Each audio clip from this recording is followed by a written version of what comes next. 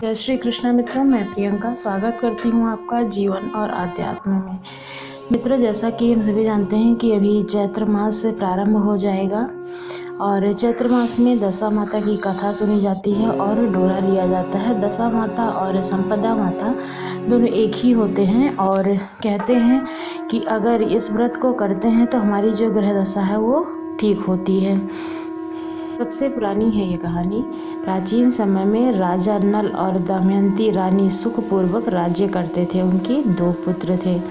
उनके राज्य में प्रजा बहुत ही सुखी और संपन्न थी। एक दिन की बात है, दशा माता की पूजा का समय चल रहा था। तभी एक ब्राह्मणी राज्य महल में आती है और रानी से कहती है दशा माता का डोरा लेने के लिए। बीच में दासी बोलती है, हाँ रानी साहिबा, आज के दिन सभी सुहागिन महिलाएं दशा माता की पूजा और व्रत करती हैं तथा इस डोरे की पूजा करके गले में बांधती हैं, जिससे अपने घर में सुख समृद्धि आती है और उनका सौभाग्य जो है वो बना रहता है। तब रानी ने ब्राह्मणी से डोरा ले लिया और विधि के अनुसार पूजन करके गले में बांध लिया।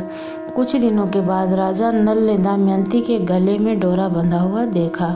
तब राजा ने पूछा, इतने सोने और गहने पहनने के बाद भी आपने यह डोरा क्यों पहन रखा है? रानी कुछ कहती इससे पहले ही राजा ने डोरे को तोड़कर जमीन पर फेंक दिया।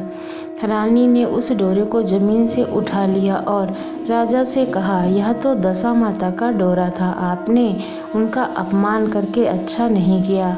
जब रात्रि में राजा सो रहे थे तब दशा माता स्वप्न में बुढ़िया के रूप में आई और राजा से कहा, हे राजन, तेरी अच्छी दशा अब जा रही है और बुरी दशा आने वाली है।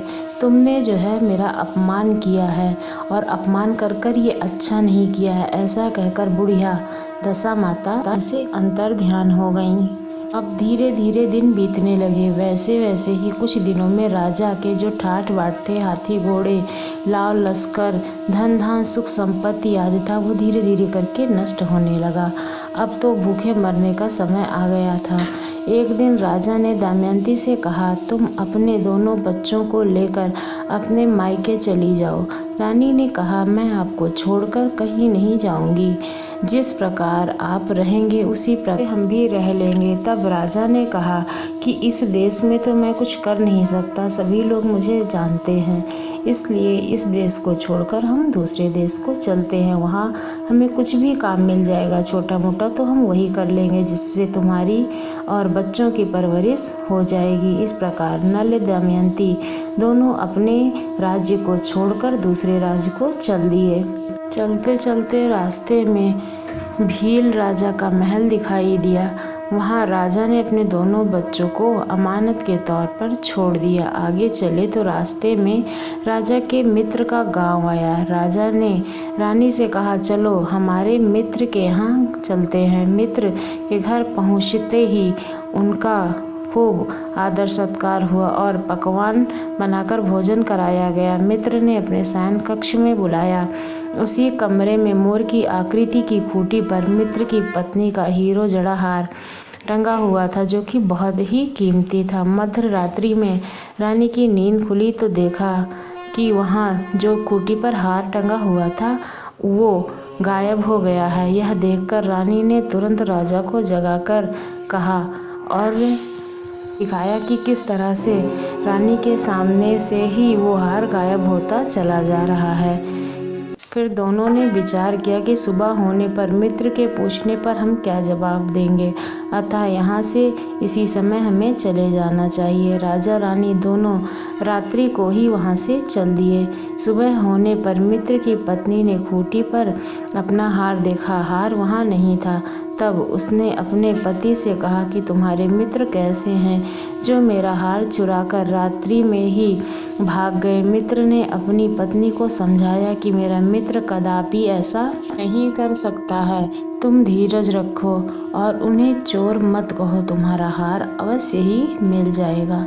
आगे चलने पर राजा नल की बहन का गांव दिखा। राजा ने बहन के घर खबर पहुंचाई कि तुम्हारे भाई भौजाई आ रहे हैं, अर्थात तो जो राजा नल और दमयंती थे वे अपनी बहन के घर जाने की सूचना उसके घर पहुँचाए।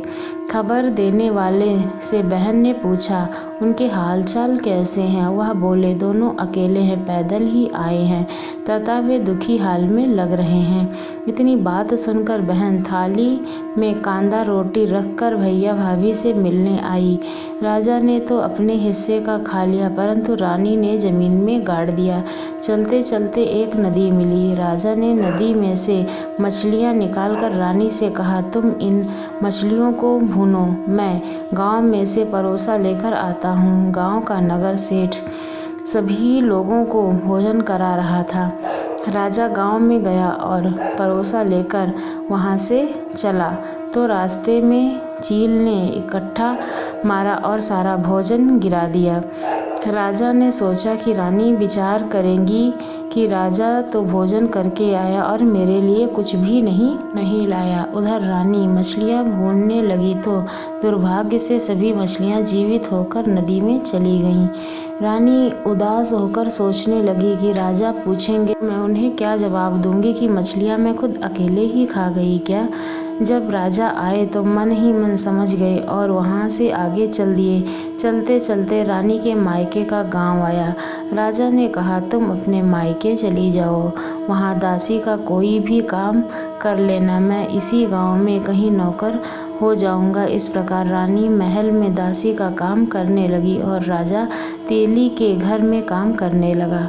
दोनों को काम करते बहुत दिन हो गए थे। अब होली आई और दूसरे दिन से ही दशा माता का व्रत था। तब सभी रानियों ने सिर धोकर स्नान किया। दासी ने भी स्नान किया। दासी ने रानियों का सिर गूंथा और जो राजमाता ने कहा, मैं भी तेरा सिर गूंथ दूं।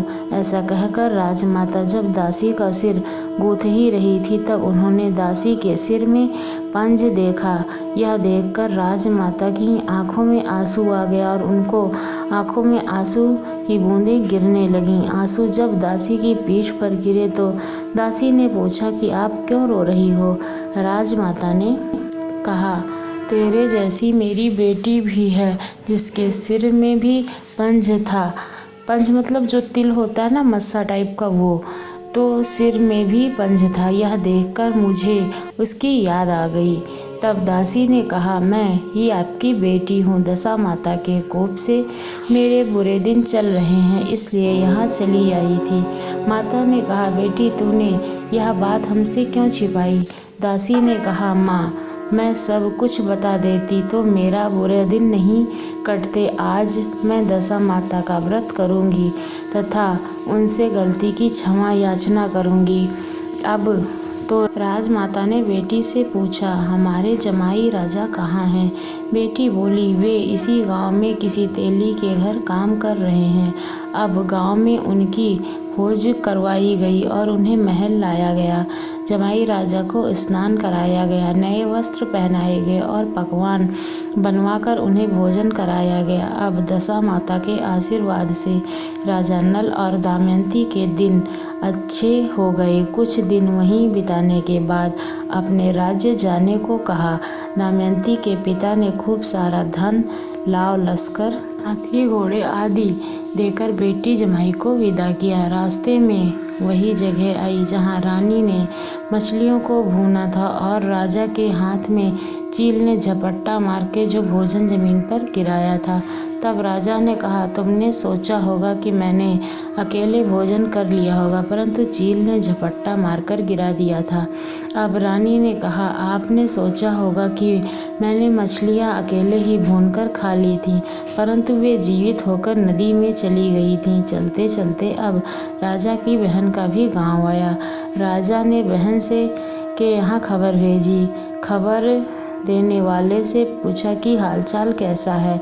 उसने बताया कि वे बहुत अच्छी दशा में हैं, उनके साथ हाथी घोड़े लाव लश्कर साज सज्जा सब है। यह सुनकर राजा की बहन मोतियों की थाल सजाकर लाई। तभी दमयंती ने धरती माता से प्रार्थना की और कहा कि माँ, आज मेरी अमानत मुझे वापस दे दो। यह कहकर उस जगह को खोदा जहाँ कांदा रोटी गाड़ दिया था। खोदने पर रोटी तो सोने की और कांदा चांदी का हो गया था। कांदा अर्थात प्याज। वे दोनों बहन की थाली में डाल दी और आगे चलने को तैयार हो गईं। वहाँ से चलकर राजा अपने मित्र के घर पहुँचे। मित्र ने उनका पहले के समान ही खूब आदर सत्कार किया। रात्रि विश्राम के लिए उन्हें उसी शयन कक्ष में सुलाया। मोरनी वाली खूंटी के हार निकल जाने वाली बात से नींद नहीं आ रही थी। आधी रात के समय वही मोरनी वाली खूंटी हार उगलने लगी तो राजा ने अपने मित्र को जगाया और रानी ने मित्र की पत्नी को जगाकर दिखाया और कहा कि देखो, आपको लगा होगा कि हार हम लोगों ने ले लिया है, लेकिन इस मोर वाली खूंटी ने ही इस हार को निगल लिया था।